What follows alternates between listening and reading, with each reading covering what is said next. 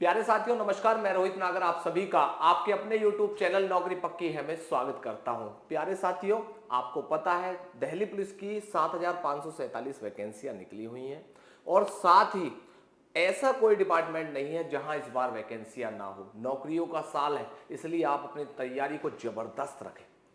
साथ ही जिस विशेष सेगमेंट के साथ हम तैयारी कर रहे हैं, करंट अफेयर पर विशेष फोकस किया हुआ है, क्योंकि जो भी एग्जाम, चाहे वो एसएससी हो, यूपीएससी हो, स्टेट पीसीएस हो या एसएससी का कोई भी एग्जाम, चाहे वो सीजीएल हो, सीपीओ हो, सीएचएसएल हो, एमटीएस हो, दिल्ली पुलिस हो, अन्य जितने भी वैकेंसियां हैं, ऐसा कोई एग्जाम नहीं जहां जीएस का रोल ना हो। और जीएस का जो विशेष रोल है वो आज के परिदृश्य में करंट अफेयर का विशेष रोल है, क्योंकि जीएस भी जो पूछ रहा है वो करंट बेस्ड पूछ रहा है। तो मेरे प्यारे छोटे भाई बहनों, मेरे साथियों, आपको एक बात का ध्यान रखना है कि करंट प्रश्न कहां से बन रहे हैं, उन करंट अफेयर को कैसे तैयार किया जाएगा, ये बातें बड़ी महत्वपूर्ण है। और हमारा जो तरीका वो ये तरीका कि हम एक टॉपिक ले रहे हैं, उस पूरे टॉपिक से संबंधित जो उसकी थीम है, जो उसके पॉइंट हैं, जो भी क्वेश्चन से संबंधित प्रश्न बन सकते हैं, एक एक पॉइंट को आपको क्लियर करा रहे हैं। और आज जो विशेष क्लास हम लेकर आए हैं वो है आदित्य L1, और जिसकी पूरे देश में और विश्व में चर्चा है, क्योंकि एशिया में भारत नंबर 1 देश हो गया है जिसने आदित्य L1 लॉन्च किया है। चंद्रमा की सफलता के बाद, चंद्रमा पर झंडा गाड़ने के बाद भारत के वैज्ञानिक विशेष उत्साहित है और पूरा देश उत्साहित है। उसी क्रम में भारत ने आदित्य L1 सूर्य के अध्ययन के लिए आदित्य L1 लॉन्च करके नया कीर्तिमान स्थापित किया है। लेकिन हमें अपने एग्जाम ओरिएंटेड पढ़ना है। क्या प्रश्न बनेंगे, कैसे प्रश्न बनेंगे, उन्हें हम कैसे सॉल्व करेंगे, इस पर विशेष फोकस होना चाहिए। तो एक एक तथ्य को एक एक करके हम समझते हैं। चलिए प्रारंभ करते हैं आज की क्लास आदित्य L1। सबसे पहले हमें पता होना चाहिए आदित्य L1 है क्या, उसके बारे में उसके पॉइंट्स एक एक करके करेंगे। सबसे पहला पॉइंट है आदित्य L1 है क्या। आदित्य L1 जो भारत का सूर्ययान है, और उसे क्या नाम दिया गया है, उसे नाम दिया गया है आदित्य L1। आदित्य L1 सूर्य के अध्ययन के लिए जो भारत ने अपना यान भेजा है उसका नाम रखा है आदित्य L1। ये बात समझ गए। दूसरा, इसको लॉन्च कौन सी जो संस्था है वो कौन करती है भारत में, उसका नाम है इसरो, जिसके द्वारा ये यान प्रक्षेपित किया गया। जैसे अमेरिका में नासा है, उसी प्रकार भारत में इसरो है। ये बात समझ गए। इसमें इसरो की फुल फॉर्म आपको पता होना चाहिए। इसरो की क्या फुल फॉर्म है? आई से इंडियन, एस से स्पेस, आर से रिसर्च, ओ से ऑर्गेनाइजेशन। तो भारतीय अंतरिक्ष अनुसंधान संगठन, जो इसका नाम है इसरो का, वो हमें पता होना चाहिए। इसरो द्वारा सूर्य के अध्ययन हेतु जिस यान को प्रक्षेपित किया गया उसका नाम ही है आदित्य L1।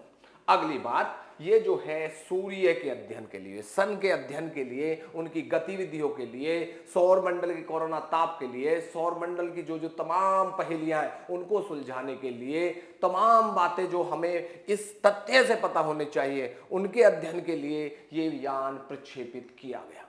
पहली बात। दूसरा, ये यान सूर्य पे नहीं जाएगा। जैसे चंद्रयान चंद्रमा पे लैंड हुआ, उसी तरीके से ये चंद्रमा पर, सूर्य पर लैंड नहीं होगा। ये एक पॉइंट है। एक सूर्य के पास से, पृथ्वी से 15 लाख किलोमीटर, 15 लाख किलोमीटर दूर पृथ्वी से एक जगह है, एक पॉइंट है, और उस पॉइंट का नाम ही है L1। इस पॉइंट पर ये जाएगा और यहां से सूर्य का अध्ययन करेगा।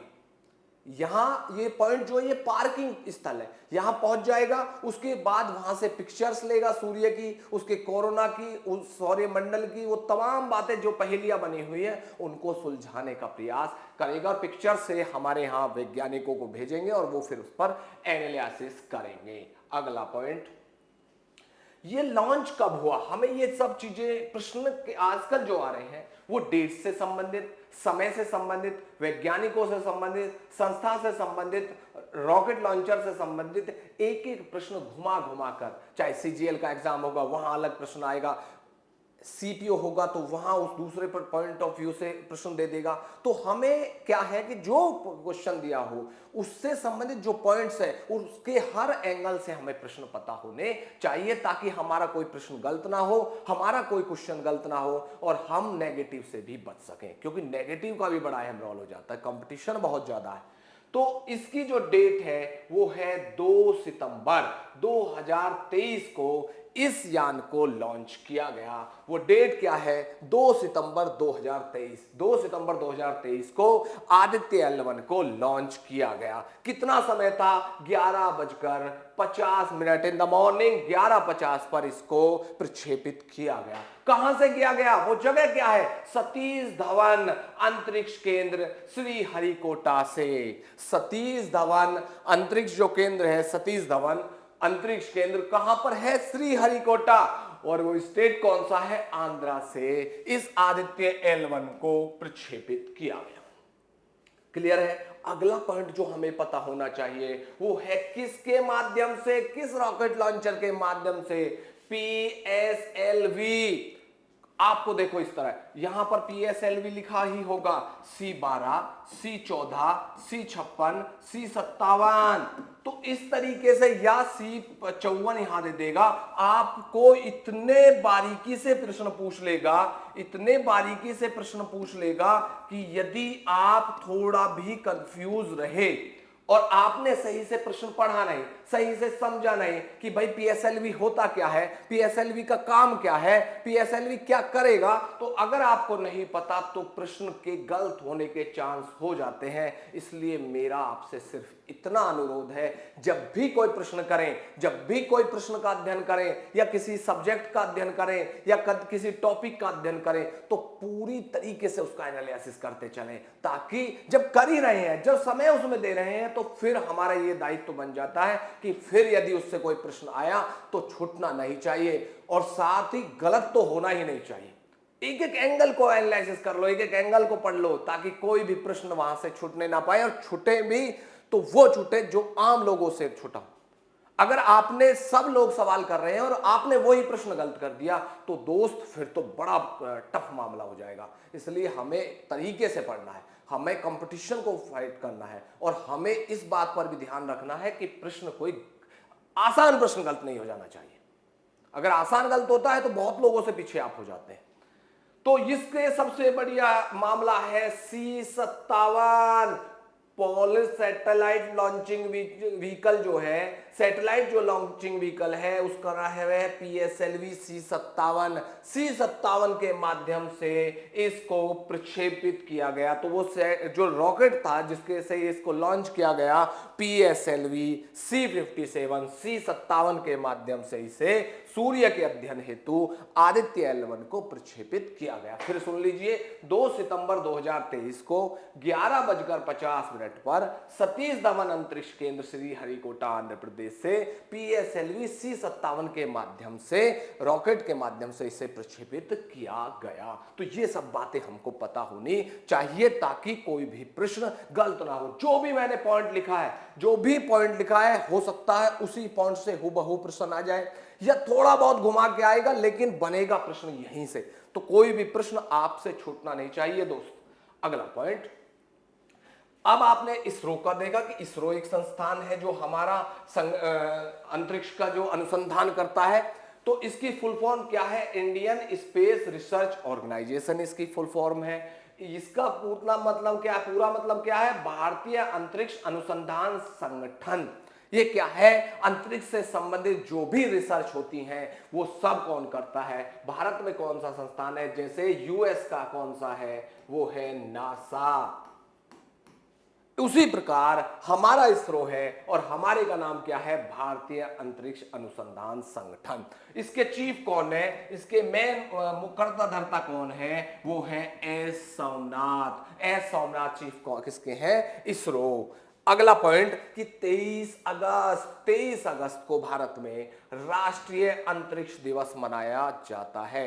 राष्ट्रीय अंतरिक्ष दिवस और किस तारीख को मनाया जाता है? 23 अगस्त को। ये डेट क्यों इतनी महत्वपूर्ण है? क्योंकि इस डेट को ही चंद्रयान 3 चंद्रमा पर लैंड हुआ। इस डेट को उपलब्धता को देखते हुए, वैज्ञानिकों के इस प्रयास को देखते हुए 23 अगस्त को भारत में राष्ट्रीय अंतरिक्ष दिवस घोषित कर दिया गया। क्लियर है? और कमेंट बॉक्स में, एक कमेंट बॉक्स में जरूर बताएं कि जो चंद्रयान 3 है उसके लैंडर का नाम क्या है। आप कमेंट बॉक्स में जरूर बताएं। अगला पॉइंट, साथ ही एक रिक्वेस्ट और आपसे छोटे भाई बहनों कि साथ ही अपने साथियों के साथ ज्यादा से ज्यादा जानकारी शेयर करते रहें, कमेंट करें।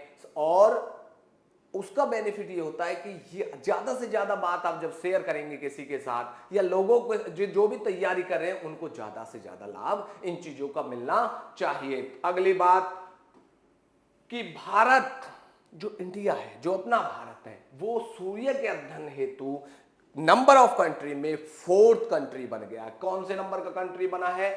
4थे नंबर का कंट्री बना है। और एशिया में ये कहां पे बना है? ये बना है वर्ल्ड में, विश्व में कितने नंबर का बना है मेरे दोस्त? 4थे नंबर का। और एशिया में, एशिया महाद्वीप कॉन्टिनेंट में कौन सा बना है? नंबर 1। देखा ना, भारत साउथ पोल में भी, चंद्रयान में भी फर्स्ट बन गया। और यहां भी देखो, एशिया में भी पहला देश बना है जिसने सूर्य के अध्ययन हेतु कोई यान प्रक्षेपित किया हो। हमने चीन को भी, पाकिस्तान को भी पछाड़ दिया, और एशिया में हम कौन से नंबर के बन गए? फर्स्ट। यही है भारत। और अब जो हमारे वैज्ञानिकों को सैल्यूट है जिन्होंने अपना झंडा बुलंद कर रखा है। और साथ ही पूर्व में हमसे पहले 4th है ना भाई, तो हमसे पूर्व में क्या हुआ कि यूएस, और यूएस की कौन सी संस्था? नासा। मैं कई बार बता चुका हूं, और साथ में प्रश्न भी कई बार पूछ लेता है कि जैसे हमारी इसरो है तो यूएस की कौन सी है? तो यूएस की दोस्त है नासा। क्लियर? और उसने कौन सा यान प्रक्षेपित किया था सूर्य के अध्ययन हेतु? Parker solar probe. उन्होंने कौन सा यान प्रक्षेपित किया था? Parker solar probe. और वो साल कौन सी है? 2018 में। 2018 में पार्कर सोलर प्रोब के माध्यम से उन्होंने सूर्य के अध्ययन हेतु अपने यान भेजे। उसके बाद सेकंड कौन है? यूरोपीय अंतरिक्ष एजेंसी। यूरोपीय अंतरिक्ष एजेंसी ने भी सोलर ऑर्बिटर के नाम से अंतरिक्ष यान भेजा। सोलर ऑर्बिटर के नाम से 2020 में अंतरिक्ष यान प्रक्षेपित किया। किसके लिए? सूर्य के अध्ययन के लिए। तो हमें तमाम बातें ये पता होनी चाहिए। अगला, जो ये भेजा इसका एम क्या रहेगा भाई? उद्देश्य क्या रहेगा? ये सब बातें हमें पता होनी चाहिए।